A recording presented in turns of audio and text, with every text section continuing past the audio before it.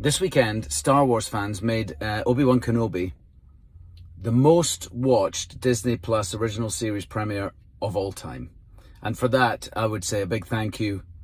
And it just goes to show what this family can do when we all pull together. However, it seems that some of the fan base from this influential fan base have decided to attack Moses Ingram online and send her the most horrendous racist DMs. And I heard some of them this morning and it just broke my heart. Moses is a brilliant actor. She's a brilliant woman. And she's absolutely amazing in this series. She brings so much to the series. She brings so much to the franchise. And it just sickened me to my stomach to hear that this had been happening. I just want to say, as the leading actor in the series, as the executive producer on the series, that we stand with Moses. We love Moses. And if you're sending her bullying messages, you're no Star Wars fan in my mind. There's no place for racism in this world. And I totally stand with Moses.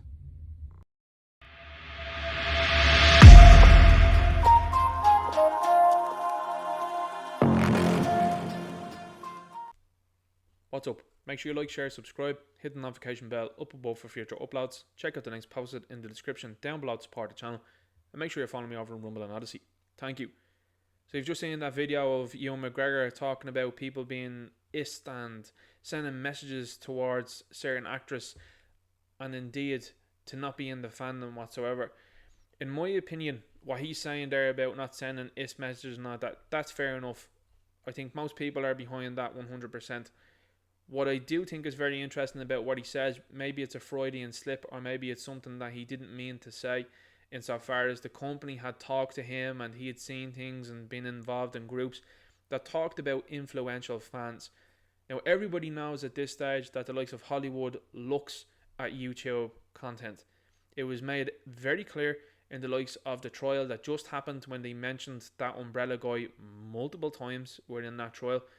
It's been very clear as well too with the way Gina Carano has been involved with the likes of Geeks and Gamers and Nerdrotic and Ryan Cannell and various other great YouTubers that are out there in my opinion.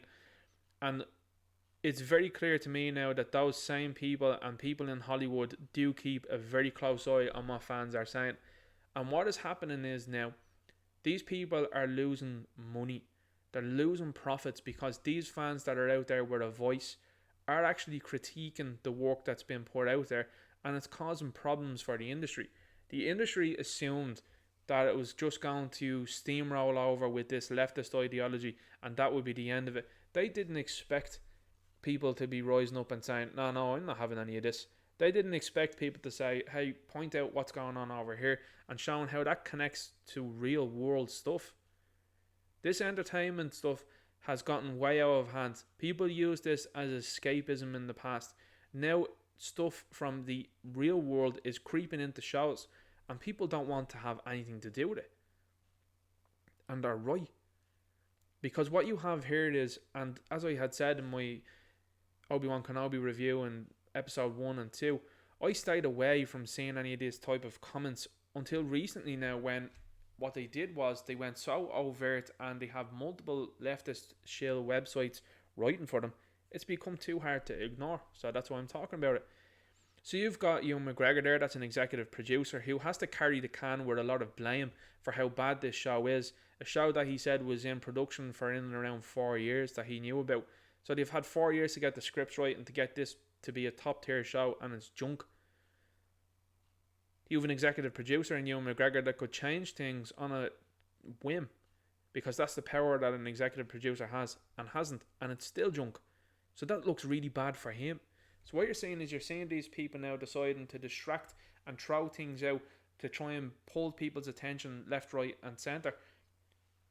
What's important to do is to focus on these people and what they're up to, and instead of giving them what they want, which is, hey, blame these people over here, actually go, no, your show is terrible and you should hold the can for that.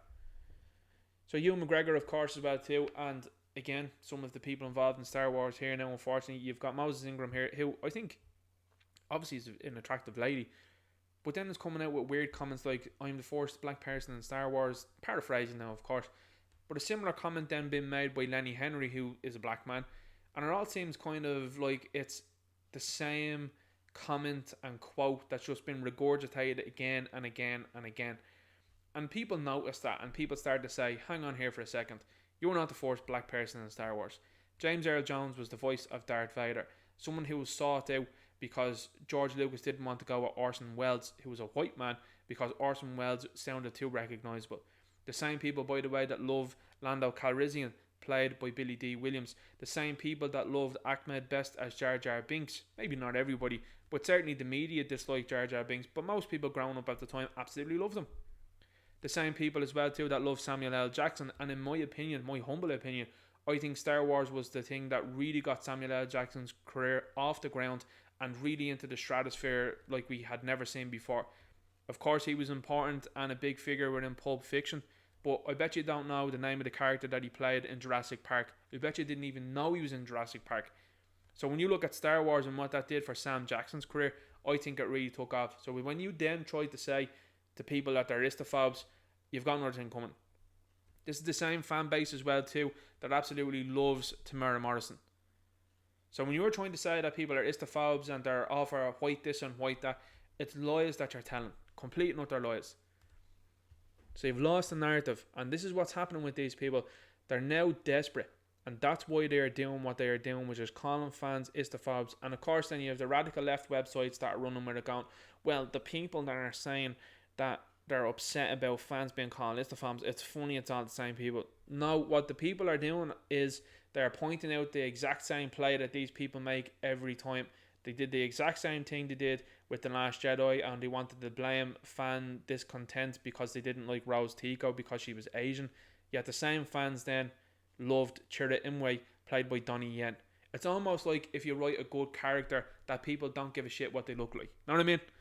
Very simple. Now, in my opinion, I like Reva. I think she's a decent character. Again, the actress is easy on the eyes, which always makes it easier for me. But I do like the character. That's just my own personal opinion. Now, as you can see here, this picture, this sole picture of Moses Ingram that was uploaded by Star Wars on Facebook got 4,000 likes. That's not bad. That's okay. Well, it's not great though when you look at it as a fan base of 19 million people. Over 19 million people here that follow this page. So when you're making a comment like you are, instead of looking towards yourselves and saying maybe the show isn't good, maybe we've not given this woman the right material to work with. I don't think she's done many other projects before getting this, and I mean, to me that's even insane to think about, that there are people that are getting huge projects like this and they don't seem able for it, or they don't seem like the right fit for it. Like, for example, if you picked out the chick that plays, I think it's Maria or Monica Rambeau, anyway, in the latest WandaVision TV series, very solid actress, very easy on the eyes, and probably could have played that character too if you wanted a black female character. Could have played that character 100%. I think fans would have really enjoyed it. And as you can see, there's a lot of crossover between Marvel and Star Wars because, of course, they're owned by Disney. And you can see then the likes of Anson Mount is trying to Anson Mount should call him instead of Anson Mount. He's out there going, I stand with Moses Ingram. You're just looking for a part in Star Wars, dude, because Star Trek has gone to shit now at the moment, and you're looking to just hop over. We all know what you're doing. We all know what everyone else is doing when they try to say these type of things. But instead of looking at themselves and maybe saying, actually, maybe we didn't hire the best qualified person, or maybe we didn't give this person the right material to work with, they then turn on the fans, which is a bad idea because ultimately fans are paying customers. Again, I will reiterate, people are there sending certain messages. It's not to be condoned and it's not to be encouraged whatsoever. What I'm seeing with these messages, in my opinion, because if anything over the last number of years these things have taught us, is that companies aren't afraid to tell lies. Big organizations, and I mean it goes bigger than just companies, by the way, guys. Huge organizations are comfortable with telling lies and telling open lies and painting narratives that aren't true. We've seen that very clearly over the last 2 years, and certainly over the last number of months. Narratives that have been completely and utterly fabricated. So what I think, in my opinion, when you see these messages are, in my opinion, these messages are fabricated. And what I mean by that is, You're seeing someone here that is allegedly getting hundreds of days on Instagram and is coming across with, I think, 2 or 3 it is, maybe a little bit more on Instagram. First of all, the PR team 9 times out of 10 is dealing with these accounts, so it seems kind of strange that you've gotten these ones that, in my opinion, and let's be honest, these are very milquetoast, as Eric D. July, aka Young Ripper, said. There's worse things that get said to content creators on YouTube than any of the things that's been said here to this woman, in my opinion. So let's have a look. Moses Ingram on her Instagram story started to post this. Now, before this, I had actually had a look at her Instagram before all of this kicked off, and her Instagram was just, it seemed pretty chill. It seemed like a couple of pictures here and there, and then happy to be in Star Wars, and it looked good. Now it's gone full in on this, and unfortunately for her, what this is going to do now in future is fans are not going to be interested in seeing what work she has going forward. I mean, it's been very clear over the last couple of weeks with the trial. Fans know when something's up and they know when someone's acting the Egypt, and certainly they don't want to be paying to look at someone or paying for things to do with people acting the Egypt. Do you know what I mean? So this is the dangerous game that you're playing insofar as your own career going forward, and if people are going to pay in to see it. Because I'll be honest with you, with this type of rhetoric, I'm like, I wouldn't be interested in seeing this woman head anything at this stage. So that's the game you're playing now, rather than going, okay, look, this stuff needs to play out the way it is. I'm going to work on upskilling myself and being better at my craft. Instead, it's like, look at these people, look what these are saying to me. Nobody believes these messages are real, though, in my opinion. Your days are numbered, of course, grammatically incorrect as well too. That's probably someone allegedly, speculatively, that probably writes for the High Republic here for Lucasfilm. Another pushback against her claims that her series was going to bring the most diversity I think we've seen in the galaxy. This is a comment that she's made, to bring the most diversity I think we've seen in the galaxy. Like, this is ludicrous. And again, it's responded to with this type of comment. And I mean, let's be honest about this word here, okay? It's said in rap music and it's said amongst people in a certain way. And yet then she's taken offense to this. Like, if you just want to take that word out for the moment, if they just said you're not the first black person in Star Wars, that's true. They're not the first black person in Star Wars. You know what I mean? Because they go in with that. And I'll be honest with you as well, when you're seeing that, just looking from the guy's picture there, I can't really make it out there, but there's no hard R in that. You know what I mean? So I'm not sure what way you want to go about it. I mean, are you saying to me, lady, that you've never said that word before in your entire life? Are you saying to me that you've not said it in the last 5 years? Bold claim, if that's the case. So again, it's all hypocrisy. You know what I mean? This is what these people go on. You suck, loser, said another individual. You're a diversity hire and you won't be loved or remembered for this acting role. Okay, so that's fair enough. I've gotten worse critique on YouTube. And I just laugh and like, alright. And in fairness to Moses, I think she does have a bit of a laugh for it. And I think that that's fair enough. But what happens then is, with this one in particular, I think this one in particular is very telling, because again, it factors in with what Ewan McGregor is saying, and it's on and around the same time that these statements are coming out. They are watching these YouTube videos to see what they can make out of them and see what type of content they get out from, and see if they can direct people against people that are actually critiquing these shows and accurately doing so. Ingram next pointed to a screenshot of YouTuber Mecha Random 42's thumbnail for a video covering the actress's previous comments to The Independent, ostensibly taking issue with its title, Diversity Hire Human Shield Operation Get Behind the Darkies is Real. Now that's a South Park reference, but was she wrong is the thing. And at this moment in time, it doesn't seem so, because that's what Ewan McGregor was happy to do. He was happy to jump in behind her there rather than going, actually, this show is shit. And I had said in 2016 that I had no care, nor did I have any interest in going back to Star Wars. And yeah, here I am, and I'm back, and guess what? The show is shit. You know what I mean? It should be noted that this appears to be similarly named joke operation featured in the South Park Bigger, Longer, Uncut movie. So that's the offending thumbnail. And I mean, they're not wrong. You know, she's not wrong in my opinion. In a final message shared by Ingram, and arguably the only one featuring objectively ist rhetoric, a user taunted, "Ayo Kenobi, you ain't finna run forever, white boy. Get back here," towards Sister Obi-Wan Kenobi. Now, that's English that I don't understand, I'll be honest with you on that. I'm from Ireland, so I have absolutely no clue what that means whatsoever. You've now been converted into the St. George of Floydium of Star Wars.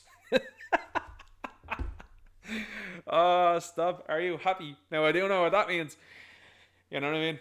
So, how the F does an alien know eubonics? Yeah, and I mean, look, here's the thing. You know, you talk about this guy in particular. They went through, America in particular, 2 billion worth of damage there in the Summer of Love. They don't want to talk about Officer David Dorn, though. You know what I mean? And that's someone that has been pointed out by our side of the fence, going, how come you're not talking about a hero here who gave his life to help out his friends? Yet you're talking about this guy here. You know what I mean? The hypocrisy, again, is stunning. So, I don't know what that means. That's illegible to me. I have no clue what that means whatsoever. But that's not too far off the mark, though, in my view, in terms of, like, they're trying to make a mountain out of a molehill here. Sharing a video message alongside these tweets, Ingram claimed, long story short, there are hundreds of those, hundreds, I don't believe it. And I see those of you out there who put on a cape for me. Now, when I say I don't believe it, hundreds and hundreds, you get what I'm saying. This woman's career is telling lies. She pretends to be someone else. So if you think that these people aren't too far off the mark from telling lies or doing things that are a bit untoward, I have news for you.